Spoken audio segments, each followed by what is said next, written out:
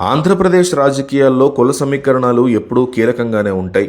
ముఖ్యంగా కాపు సామాజిక వర్గ ఓట్లు ఏ పార్టీ వైపు మొగ్గు చూపిస్తే ఆ పార్టీ అధికారం చేరువవుతుందనేది జగన్ మెరిగిన సత్యం. గత ఎన్నికల సమయంలో వైసీపీ అధినేత జగన్మోహన్ రెడ్డి ఒక భారీ మాస్టర్ ప్లాన్ వేశారు.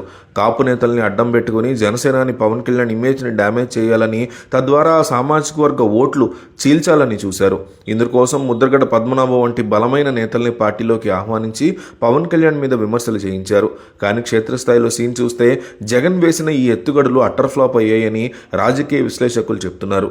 పవన్ కళ్యాణ్ అత్యంత చాకచక్యంగా వ్యవహరించి జగన్ వ్యూహాన్ని చిత్తు చేశారు. జగన్ తన ప్లాన్లో భాగంగా ముద్రగడ పద్మనాభాన్ని అస్త్రంగా వాడుకున్నారు అనేది జనసేన యొక్క ఆరోపణ.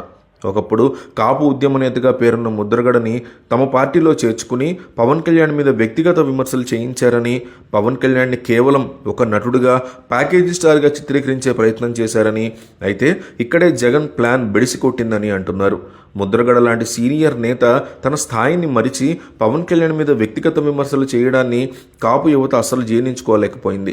ముద్రగడ ఆయన పేరుని పద్మనాభరెడ్డిగా మార్చుకుంటారని సవాల్ కూడా చేయడం, ఆ తర్వాత ఎన్నికల ఫలితాల్లో పవన్ ప్రభంజనం చూశాక ఆయన రాజకీయాల నుంచి తప్పుకోవడం జగన్కి పెద్ద ఎదురుదెబ్బగా మారింది.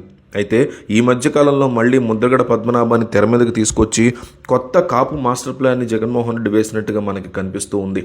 రీసెంట్ టైమ్స్లో అంబటి రాంబాబు యొక్క అరెస్ట్ని కావచ్చు, పేరినాని యొక్క హడావిడిని కావచ్చు, ముద్రగడ పద్మనాభం లాంటి వారిని ఇన్వాల్వ్ చేయడం కావచ్చు, రానున్నటువంటి ఎన్నికల్లో కాపు ఓట్లను తమ వైపు తిప్పుకోవడానికి జగన్ వేస్తున్నటువంటి ఒక్కొక్క మాస్టర్ ప్లాన్ని పవన్ కళ్యాణ్ తొక్కిపడుతున్నారనేటువంటి మాట జనసేనలో వినిపిస్తోంది.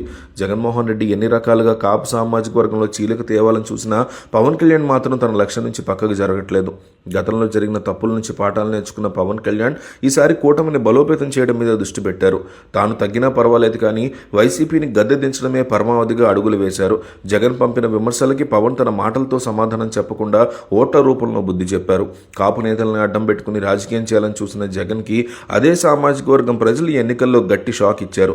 పవన్ కళ్యాణ్ తనకున్న మాస్ ఇమేజ్తో పాటు రాజకీయ వ్యూహకర్తగా కూడా మారి జగన్ మాస్టర్ ప్లాన్ని పూర్తిగా అటర్ ఫ్లాప్ చేసేశారని స్పష్టమవుతోంది. ఇప్పుడు అదే కాపు నేతలు వైసీపీలో ఉక్కిరిబిక్కిరవుతుండడం విశేషం.